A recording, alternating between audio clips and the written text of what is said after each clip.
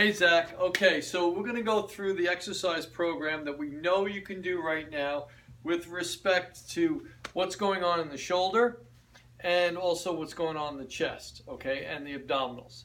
So we want to keep these exercises safe and effective, but we want you to feel like you're making a significant difference in your health and wellness. So again, with the exercises, start with 2 sets per body part. You can always increase to 3.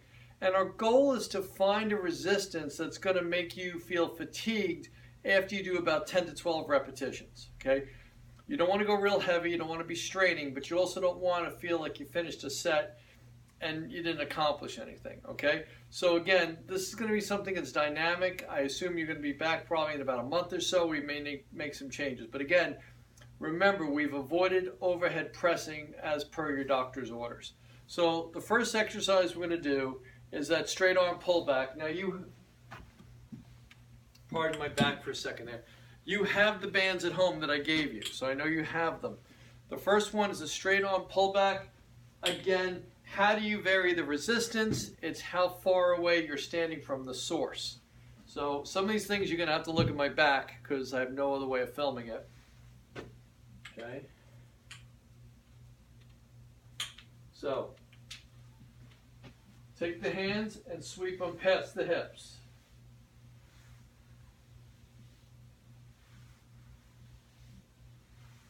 Okay, when I was sweeping my hands past the hips, I had 1 foot forward and 1 foot back, just for balance, okay? So again, if it's too easy, you move further away from the source. If it's too hard, you move closer, okay? The next one is your double arm bench press. Again, we're keeping the arms at or below shoulder level.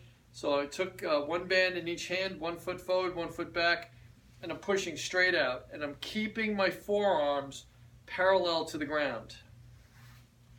And I'm pushing out. So if this is too easy, I move a little further forward. And it increases the tension in the bands. Okay, now, if for any reason this bothers your back, you can also do this in sitting in a chair, but we've been doing it the last couple times you were doing it with me, we were doing it in standing. Okay, and again, 2 sets of 12, you can go to 3 sets of 12. And again, you want to have a little bit of breathlessness and a little bit of burning so you know that you're working hard enough to create a difference. The next one is the double arm rows. So let me see if I can kind of stand on a little bit of an angle here. So you can see 1 foot forward, 1 foot back. Bring the hands to the ribs and push the elbows past your body. So you're drawing the hands in and back. Now some of these may look very familiar. We've done them before. The other exercise we had talked about was grabbing a dumbbell weight. And I'm grabbing a bench. You can do this with a chair. You don't need a bench. We had talked about putting a knee and a hand on a chair and doing a rowing motion like this. That's certainly something you can do. And when you do that, you're lifting the elbow and you're bringing the hands to the rib cage. And then you just switch to the other side.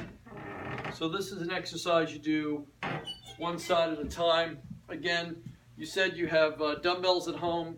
This I happen to just pick up a 10-pound dumbbell. I think we were doing this with either a 5 or an 8, probably an 8. Okay, so that's the next exercise. That's for your back. The next one after that was the squat with the dumbbell. So again, we had gone to the TRX, so you were holding on to something. But then you started skiing, and skiing is pretty aggressive, so we had to strengthen your legs. So again, as a side view, feet about shoulder width apart, weight in front, sit back so that the knees are staying behind the line of the toes, and you only go as deep as you feel comfortable.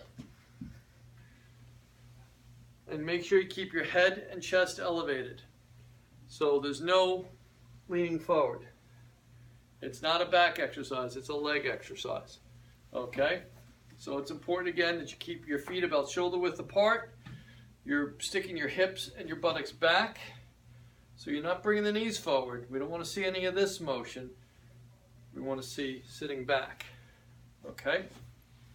So that's for your squats. The next one we talked about was the upright row.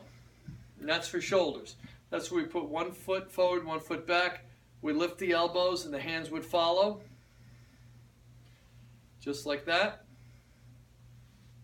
And then we said with doctor's approval, we would let you go overhead. And that's when we bring the weights up to the side. And just drop the elbows just a little bit below parallel and push up to the sky.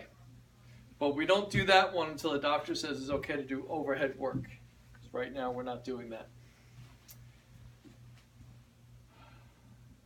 Okay.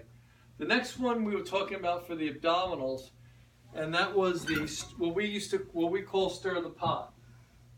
Okay, this is for the oblique muscles. This is where we took the band, we put it out in front of us, and we did a circling motion. Kind of like you're stirring a big pot. Now, if it's too easy, you move to create more tension in the band. If it's too hard, we move further away. Back, not further away, move closer to the source. I'm moving further away from the camera. One side, and then the other side. Okay, and again, we're doing 10 to 12 repetitions, and you should feel a little bit of fatigue with that. Okay, now the next one we talked about was doing the lunges. Okay, we talked about holding on to the back of a chair. Okay, and this is the one I'll turn sideways so you can kind of see it a little better. Pretend I'm holding onto a chair with this hand here. And this is the one where you do a little step back and feet together. So what is this going to do? It's going to stretch the muscles on the leg that's going back in my hip. And it's going to help to strengthen all the muscles in my hip and my thigh on this side. This is good for skiing because you need that dynamic strength, the dynamic flexibility when you're skiing. So it's stepping back, and then of course we just turn the other way, hold on to the chair, and we would do step back with the opposite leg.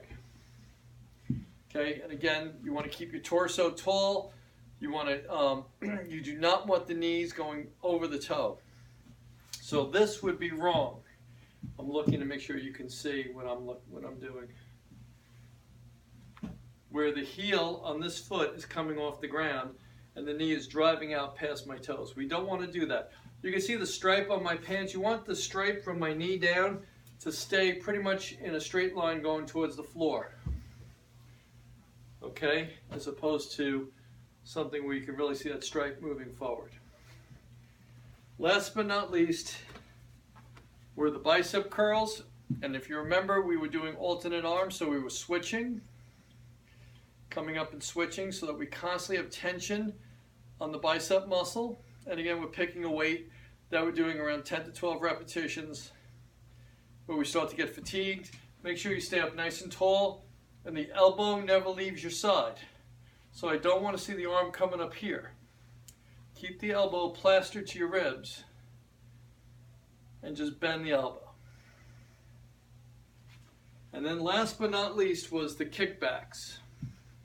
And this is the ones where, we're holding onto a chair. Okay, so pretend I'm holding onto a chair with this hand here. And we're kicking the arm straight back. And when I'm doing this, I'm extending and I'm getting these triceps to fire back here. Okay, and of course we would switch and do the other side. We were doing these with 5 pounds. Okay, so I'm going to write this up. I'll put a little PDF together for you, or just a sheet with all the exercises we just listed. If you have any questions or concerns, give me a call, and we'll take it from there, all right? Take care, and I hope to see you soon. Bye-bye.